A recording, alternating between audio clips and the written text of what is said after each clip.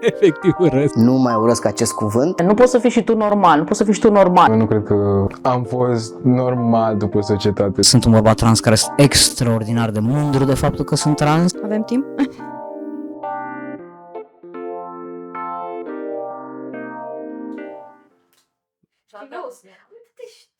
Posing. Ce zici, Cristian? Ce să zic, o grămadă de lucruri. De-abia așteptam să ne vedem.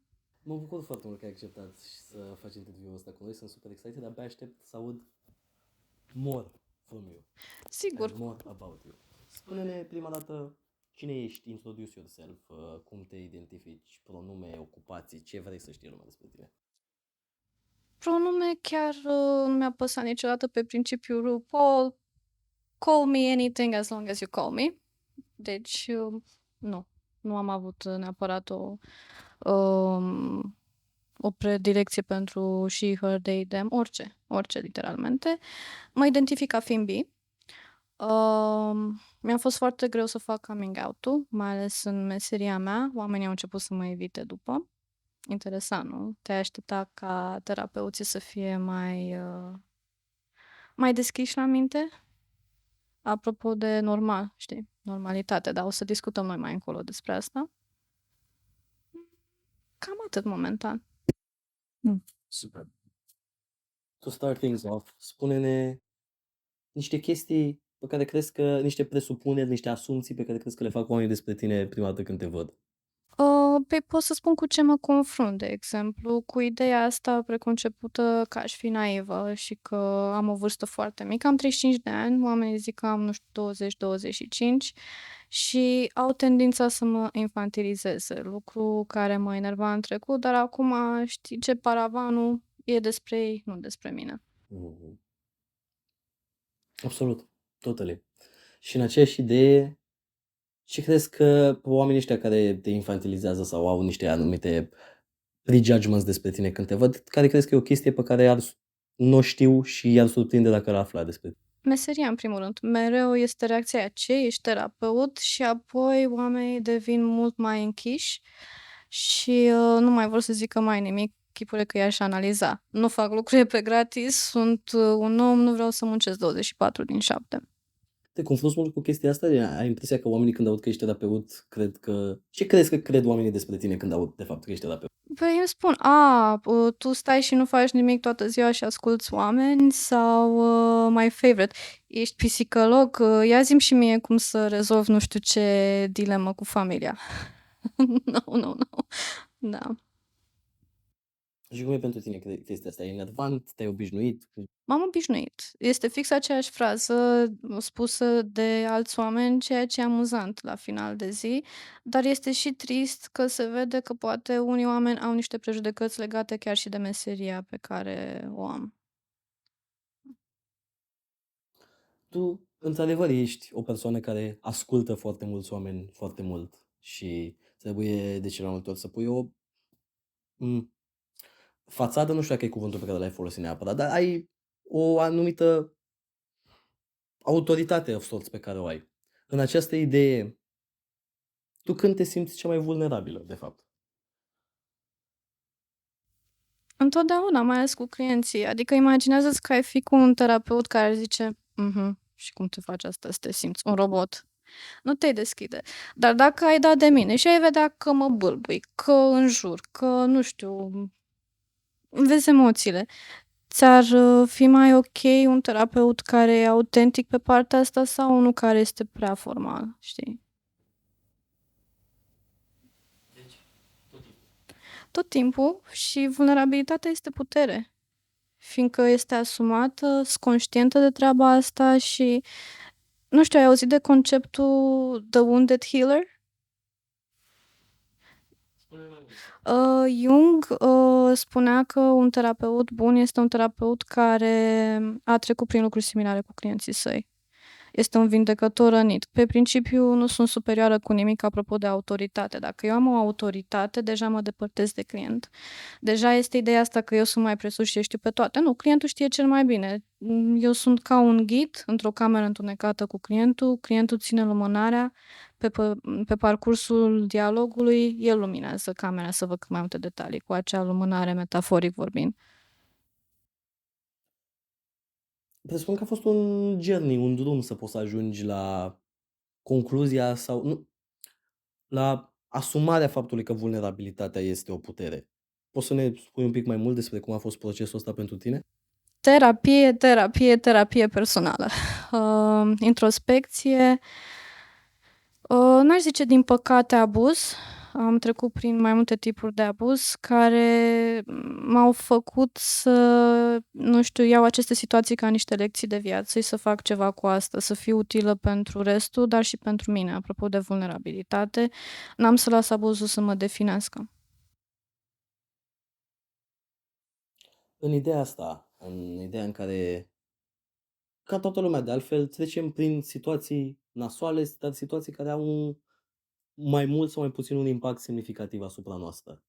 Ai niște momente așa în minte de referință, unul sau mai multe, care crezi că te-au adus mai aproape de punctul în care ești aici și în care, nu știu, poți să îți asumi faptul că vulnerabilitatea este o putere, de exemplu.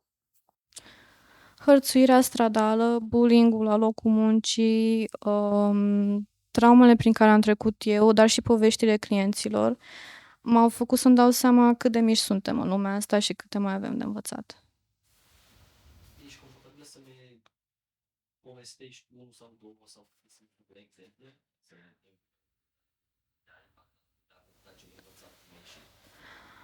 Inițial nu puteam nici să mă uit în oglindă la corpul meu, fiindcă eram bullied zi de zi de către profesori și de către colegii de generală.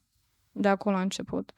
Apoi, din păcate, mi-ar plăcea să zic că nu cunosc nicio femeie, dar absolut fiecare femeie care mi-a trecut pragul la cabinet sau prietenele mele s-au confruntat cu hărțuire stradală. De la catcalling, la people-it, la toate cele... Și deseori era invocat victim blaming. Purtai ceva, nu știu, provocator. Nu vreau să exist. Apropo de normalitate, again. Normalitatea mea este că vreau să exist, să merg pe stradă fără să-mi fac griji că, nu știu, mă pipăie cineva. Și pe tine ce te-a ajutat să poți să treci mai ușor prin experiența asta, dincolo de terapie? Scrisul, cititul, și apoi prietenii. Au venit mai târziu. Uite, prietenii și la fiecare interviu pe care l-am avut până acum, cumva foarte mult se ajungea în final tot la ideea asta de comunitate la finalul zilei, de oameni importanți din jurul tău. Și atunci în ideea asta poți să ne dai un exemplu, să ne spui o poveste dacă vrei de o persoană din viața ta care ți-a oferit putere prin acceptarea pe care ți-a oferit-o. Acceptare legată de orice parte din tine care poate ți era greu să o accepti. A început cu un profesor la liceu. Nu pot să spun ce materie, fiindcă nu vreau să îi fac coming out forțat. Dar îmi tot dădea materiale despre comunitate, pe vremea aceea nu prea se găseau. Internetul de-abia începuse să apară, nu exista YouTube decât de un an și nu se vorbeau despre astfel de lucruri. Așa se vorbea, de fapt, despre astfel de lucruri, ca și cum era un tabu sau o rușine. Mi-a deschis ochii prin discuțiile pe care le aveam, prin faptul că nu era o anomalie că sunt bi, ci chiar deseori poate să fie considerată o normalitate printre alte specii de pe Terra. Ești confortabilă să ne povestești un pic mai mult despre journey-ul tău de coming out, în primul rând coming out către tine și apoi cum a fost, când s-a întâmplat și povestea? Sigur. Inițial spusesem unei persoane de încredere treaba asta. Aș vrea să nu menționez exact cine este, că încă mai am de-a face cu ea și m-a pocnit. Și m-am simțit murdară, de parcă vina e a mea. Treaba e că noi când suntem copii ne asumăm totul ca să supraviețuim în mediul acela. e ceva de vină cu mine. Nu ne ajută nici faptul că este o societate tradiționalistă religioasă care spune că e ceva greșit la tine dacă nu te încadrezi normelor. Pe la finele generalei. Apoi a fost greu și în comunitate, fiindcă deseori era o discriminare, o stigmatizare a faptului că sunt bi. Încă o mai observ uneori, din păcate, dar se mai schimbă lucrurile. Ești bi, e doar o fază, sau tu poți oricum să mergi doar cu sexul opus și e ok, noi trebuie să luptăm pentru drepturile noastre. Și iarăși mi-a fost rușine, am simțit că iau spațiu degeaba, că nu merit. Și am început să pun întrebări. Poate e o fază, dar nu era. Nu este. Ca să nu mai zic și de prejudecata că nu pot să fiu loială fiind bi. Deși mă identific ca fiind monogamă. Știi? Poți să ne spui un pic mai mult de stereotipurile astea legate de persoane bisexuale cu care te-ai întâlnit? Că mi se pare că e o discuție pe care eu auzeam foarte mult pe YouTube-ul străin, mai ales din Statele Unite. Asta back in, nu știu, 2016-2015, când căutam eu gay LGBT pe YouTube și vedeam foarte multe discuții despre asta, dar în contextul românesc n-am auzit foarte mult lume să discute despre, nu știu, stereotipurile și prejudecățile cu care se confruntă persoanele bisexuale. Poți să ne spui un pic mai mult despre chestiile cu care te-ai confruntat și cum te-ai simțit și cum ai trecut prin ele? M-am simțit obiectificată. Ești un unicorn, nu vrei să join a threesome. Nothing against it, dar nu era mai jam. Știi?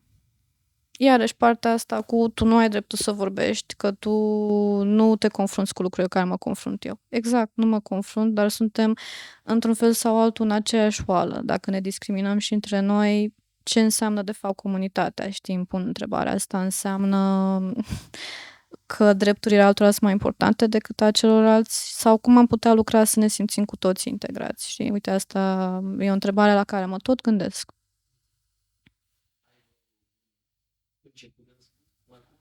Vulnerabilitate. Da. Ce rău crezi că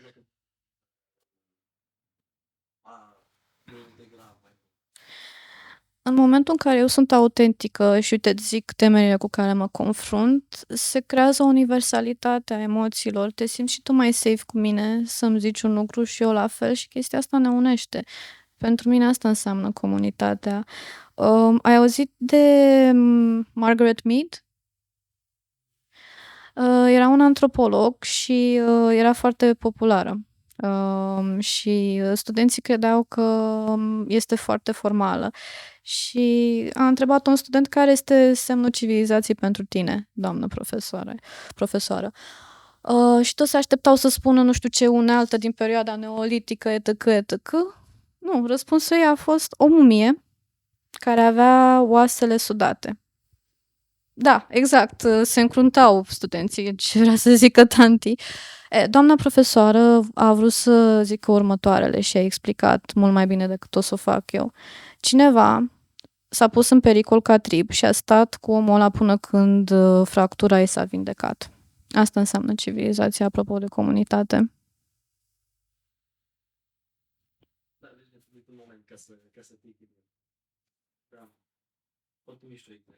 Mm-hmm.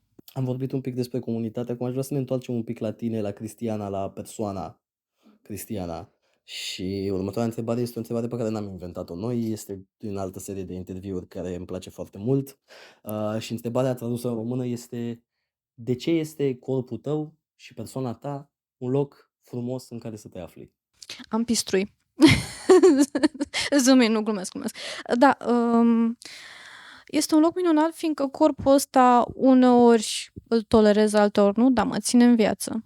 Corpul ăsta mă ajută să mă deplasez dintr-o parte în alta. Corpul ăsta mă face să simt, și nu vreau să sune niciun fel arogant, mă face să mă simt utilă pentru ceilalți. Discuție de Miss Univers. Nu. Deci mi-a luat foarte mult să trec peste shaming-ul care se face mai ales asupra corpului feminin. ori mă simțeam prea slabă, prea grasă, prea urâtă, prea deformă, prea nu știu ce. Dar e îndeajuns, nu știu, să mă uit în jurul meu și eu văd oameni frumoși. Nu îi văd în niciun fel aspru așa cum mă văd pe mine uneori.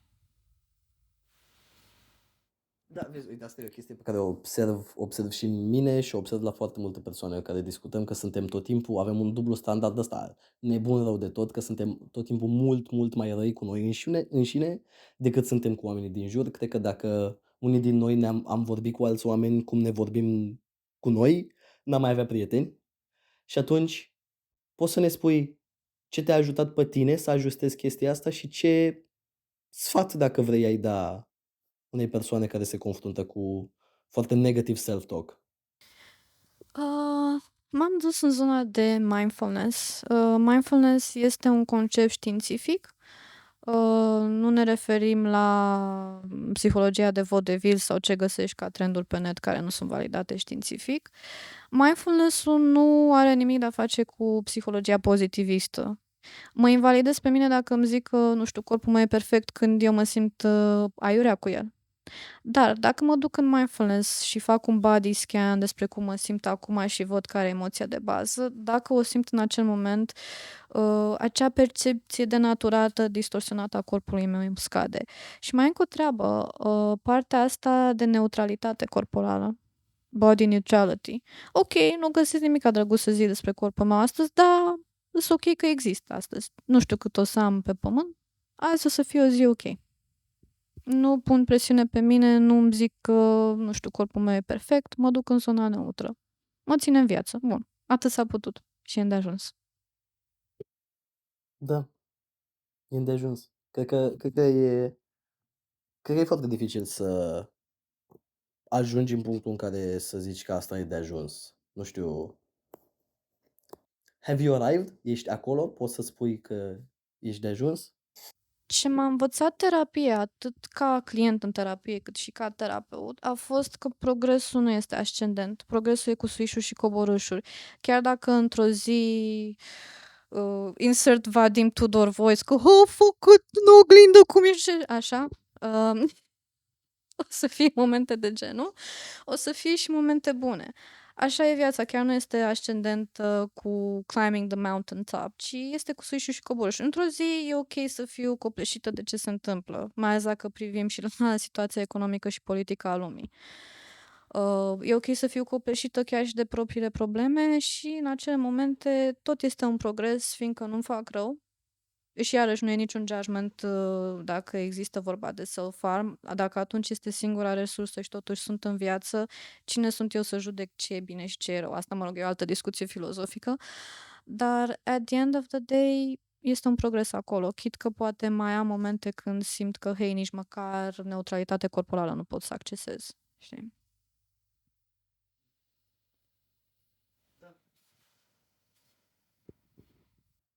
E o chestie foarte... Avem impresia că progresul este liniar și este ascendent, cum ai spus tu, dar cred că e super important să ne amintim că de fapt nu este.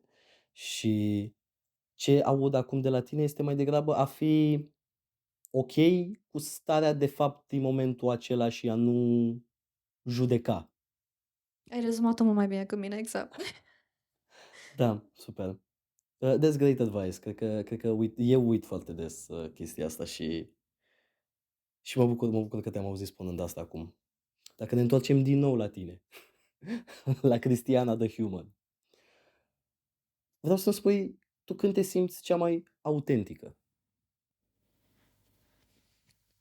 Sunt atâtea momente când stau pe canapea și mă joc cu pisica, nu știu, când citesc, când sunt cu clienții, când călătoresc, când vorbesc acum cu tine și habar n-am ce întrebări urmează, când fac fotografii, când mă las fotografiată, foarte multe momente. Uh, Cred că n-a fost dintotdeauna sentimentul ăsta, nu? Nu. Te simți confortabilă să ne împărtășești un pic de care a fost procesul de a ajunge la sentimentul ăsta în care poți să fii aici, să te simți autentică în toate situațiile astea pe care ni le-ai enumerat? Um, Inițial am fost când eram mică, dar societatea îmi spunea nu mai fă atâta zgomot, nu zâmbi, nu se cade ca o fată să plângă sau să-și arate furia. Interesant cum inhibarea furiei a dus la subjugarea femeii, dar asta e o altă discuție de-a lungul societății și de-a lungul timpului. La un moment dat a trebuit să-mi anesteziez sinele ca să fac față traumelor. Și este ok, m-am iertat pe mine. Nu sunt fană să iert abuzatorii și nu o să fac niciodată asta, nici în terapie, nici în afara sa, să fac o propagandă cu iartă-ți abuzatorul. Nu, dacă nu vrei să-ți ierți abuzatorul, ai tot dreptul să nu faci asta. Nu am făcut nici eu asta în viața reală. Am trecut prin traumă.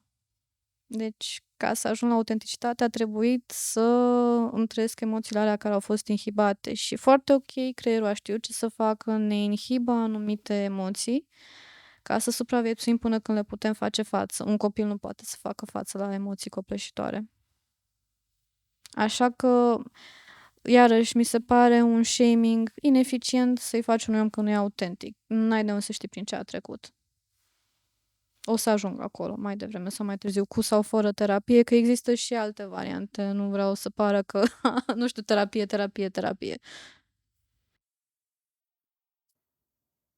N-am văzut niciodată, nu m-am gândit niciodată la autenticitate așa. Dar în momentul în care ai spus că ar trebui să-ți anesteziezi sinele pentru a trece prin traumă, am înțeles un pic mai mult de ce. Pentru mine, autenticitatea venea așa dintr-o asumare a fricii consecințelor de a fi tu însuți și a doing it anyway. Dar acum înțeleg că mai e un layer. Acum, nu dețin chiar răspunsurilor. Autenticitatea este un lucru foarte abstract. Poate autenticitatea pentru mine înseamnă asta și pentru tine înseamnă asta, că este prisma experienței tale și e la fel de valid, știi? Prin faptul că purtăm discuția asta, tu adaugi un layer cunoștințelor și experienței mele și poate eu ție și o discuție în asta în care ei au ceva de la tine și tu de la mine și e iarăși autentic și foarte ok. Tare. I love that. Trecând prin toate experiențele prin care ai trecut și prin toată terapia prin care ai trecut și prin toată munca pe care ai făcut-o cu tine, aș vrea să ne spui, dacă vrei, cum se simte acceptarea de sine. Al naibii de bine, fenomenal. Ca o divă, over the top, too much. Când ajungi acolo știi că de fapt mai ai și vrei din ce în ce mai mult și foarte ok să vrei din ce în ce mai mult. Nici nu pot să o descriu, e ca și cum mă simt mai ușoară în corp, dacă are vreo relevanță, nu știu.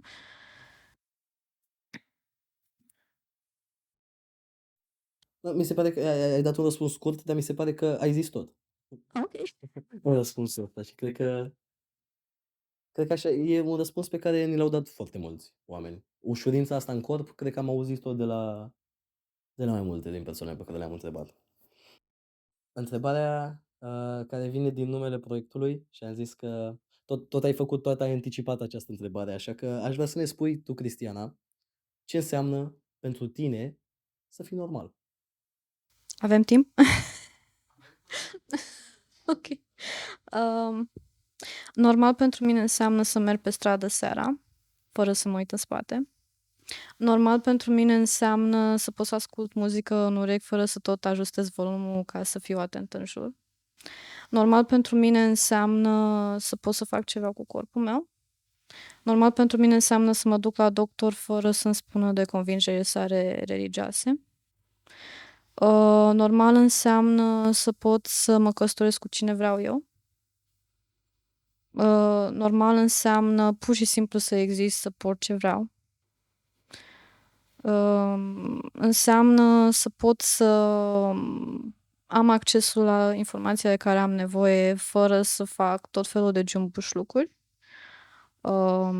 Fără să, nu știu, sprijin ideea asta de nepotism sau pile sau relații. Normal înseamnă să nu mai existe atâtea etichete sau să fac o paranteză pentru nevoile mele sau să justific nevoile mele sau să fiu eu învinovățită. de abuz. Normal înseamnă toate astea, știi, pentru mine. Dacă am avea mașina timpului, Mm. altă întrebare pe care o știm din altă serie de interviuri care îmi place foarte mult.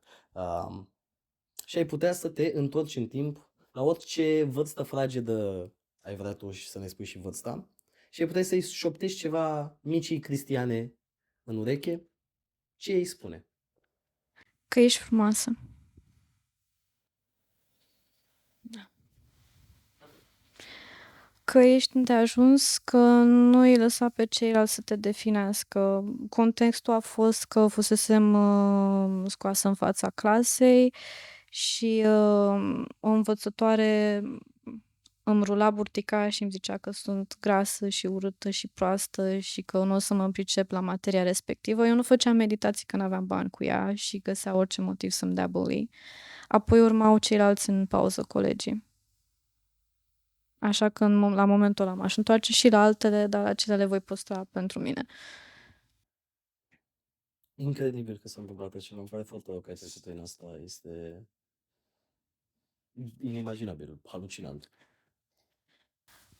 Sunt multe exemple și pe care le-am auzit, îți dai seama, în jobul pe care l-am, dar și pe care l-am experimentat și eu. Și încă se întâmplă. Asta e mai trist. Nici nu știu dacă e mașina timpului sau o mașină care există acolo și ar trebui și să se activeze la fiecare pas aproape. Și acum, pe final,